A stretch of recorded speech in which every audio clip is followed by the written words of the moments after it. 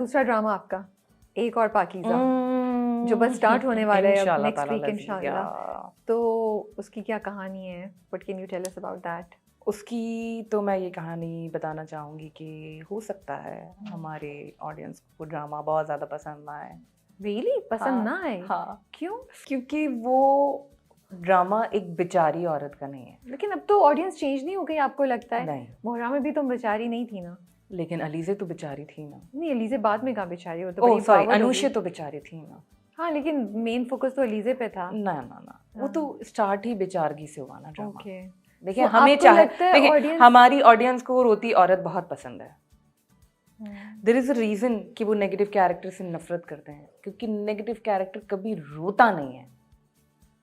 वो एक strong head औरत होती है, एक स्ट्रॉन्ग हेड लड़की होती है, एक स्ट्रेट फॉरवर्ड लड़की होती है। यार हमारे घर में हर तीसरी लड़की स्ट्रेट फॉरवर्ड है।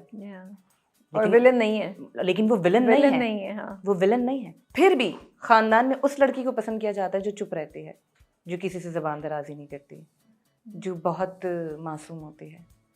इसी तरीके से हमारे ड्रामाज हैं कि जो लड़की बहुत चुपचाप है, काम है, मासूम है, घर के काम करते हुए दिखा रहे हैं, शौहर के साथ अच्छी है, शौहर का ख्याल रखती है, which is a very good thing. ऐसा ही होना चाहिए, ऑफ कोर्स या ऐसा ही होना चाहिए। अपने लेकिन फराइज़ हमारे तो नहीं लोगों भूलने को चाहिए। वो ज़्यादा पसंद है, रोती हुई औरत बहुत पसंद है। चलें for everybody sake I am praying कि ऐसा नहीं हो और लोगों को बहुत पसंद आए बिकॉज मेरी बड़ी उम्मीदें इस ड्रामे से। I am really looking forward to हाँ, एक और पाकीज़ा में हर लड़की, हर औरत बहुत स्ट्रॉन्ग हेड है और अपने लिए स्टेप लेती है।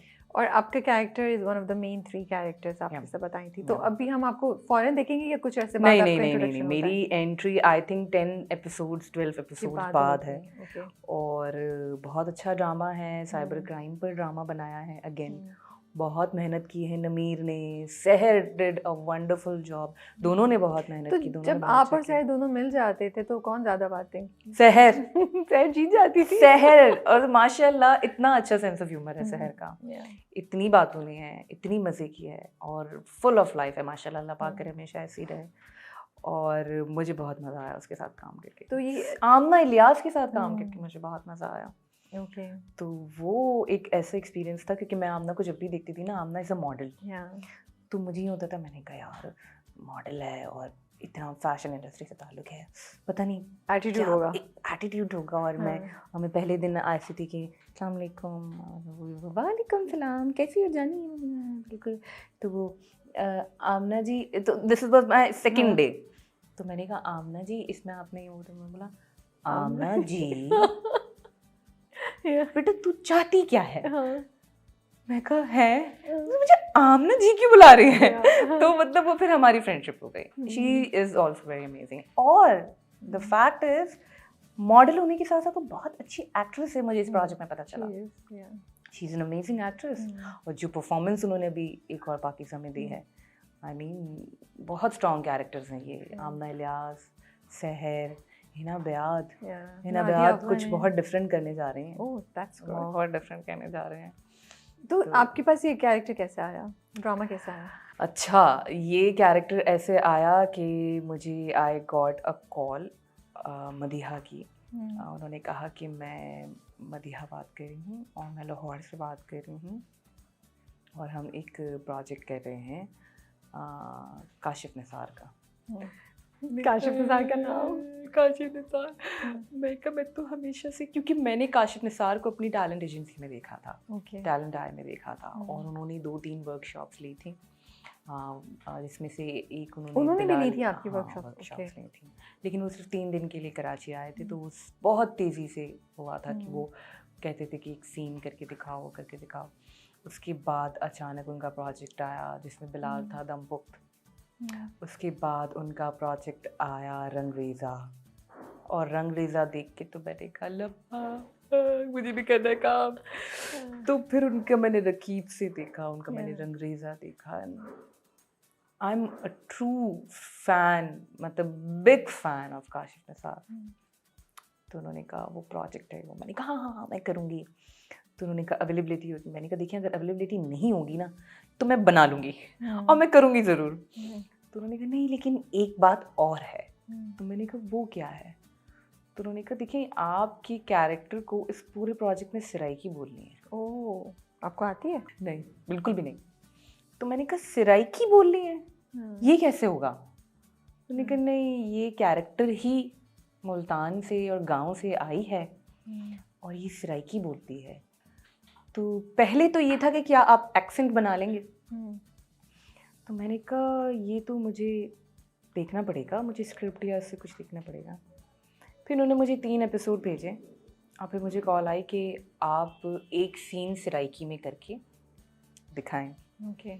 अगेन साकिब समीर इस प्रोजेक्ट में भी हैं, एक Yeah. और पाकिज़ा में। और मैंने उनसे कहा मैंने कहा साकिब ये तो कह रहे हैं, अच्छा साकिब इज़ बेसिकली सराइकी।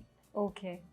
और फिर हमारी ये सराइकी की जर्नी स्टार्ट हुई कि हमने एक एक डायलॉग को सराइकी में ट्रांसलेट करके उसे याद करके मैंने वो पूरा प्रोजेक्ट किया है। मतलब ऐसा होता था कि एक एक डायलॉग का मतलब मैं साकिब को एक एक पेज की पिक्चर भेजती थी, वो एक एक डायलॉग को ट्रांसलेट करके मुझे वॉइस नोट्स भेजते थे, फिर मैं वो वॉइस नोट्स याद करती थी, क्योंकि एक अलग लैंग्वेज है ना, बिल्कुल डिफरेंट लैंग्वेज है, तो आप कैसे बगैर याद किए हुए उसको परफॉर्म कर सकते हैं। तो फिर उसकी वोकैबुलरी की किस तरह बोलना है, किस तरह तेकू मेकू टेढ़ा मेढ़ा, तो वो उस चीज़ में मतलब पहला दिन तो ऐसा था, मैं कहा साकिब मैं नहीं कर रही, प्लीज़ तुम खुद मना कर दो। साकिब ने कहा मैं मना नहीं करूँगा, करना है ना खुद करो, और तुम्हें तो बड़ा शौक था ना काम करने का, अब मेहनत करने की बारी आई तो पीछे हट रही हो। मैंने कहा मैं पीछे थोड़ी हट रही हूँ, कहते इसको पीछे हटना ही कहते हैं, ये क्या बात हुई? वो मैंने कहा साकिब ज़बान दूसरी है ना, अब मुझे ड्रामा आ जाए कि जी वो चाइनीज़ में करना है, तो बंदा सोचेगा तो सही ना यार कि मैं ये चाइनीज़ कैसे मैं बोलूँगी, तो वो मेरे लिए इतना ही डिफ़िकल्ट था।